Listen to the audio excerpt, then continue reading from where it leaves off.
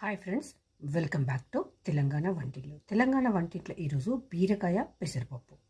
నేను పావు కేజీ బీరకాయ తీసుకున్నా, దానికి ఒక్క బీరకాయ వచ్చింది. ఇలా నీట్గా చెక్కు తీసుకొని కట్ చేసి కడిగి పెట్టుకున్నాను. 5 నుంచి 6 పచ్చిమిర్చీలు మీ కారంకు సరిపడేయన్ని. మెంతి కూర టేస్ట్ చాలా చాలా హైప్కు తీసుకెళ్తుంది. ఇందులో మెంతి కూర వేస్తే కరివేపాకు, కొత్తిమీర, పెసరపప్పు, అల్లం వెల్లుల్లి పేస్ట్.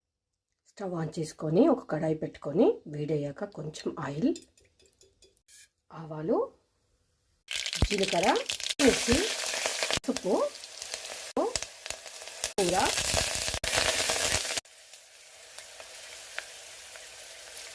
పప్పు, దీనిలో పెసరపప్పు వేసి అల్లం వెల్లుల్లి పేస్ట్ వేసి 1 మినిట్ ఫ్రై చేయాలి.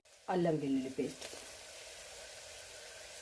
పెసరపప్పు అనేది మనం పోపులో వేసినప్పుడు ఇలా ఫ్రై చేసినప్పుడు ఫాస్ట్గా ఉడికిపోతుంది. దాంతోపాటు టేస్ట్ 100% డిఫరెన్స్ అవుతుందండి.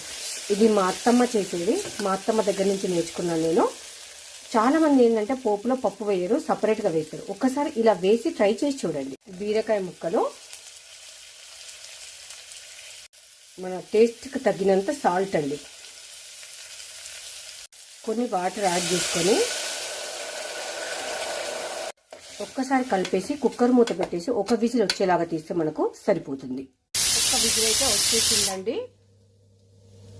కొంచెం మెత్తగా కావాలి అనుకున్న వాళ్ళకు ఇంకొక విజిల్ కూడా ట్రై చేయండి. ఇప్పుడు కూర ఎలా ఉంటుందో, ఇలా ఒక విజిల్ కని చెప్పాను, ఒక విజిల్కి అయితే పప్పు గట్టిగా ఉందండి. మళ్ళీ నేను కుక్కర్ ముట్టించుకొని ఇంకో 2 విజిల్స్ అయితే తీసుకున్నాను. ఇప్పుడైతే సరిపోయింది, పర్ఫెక్ట్గా అయిపోయింది. బీరకాయ పెసరపప్పు రెడీ అండి.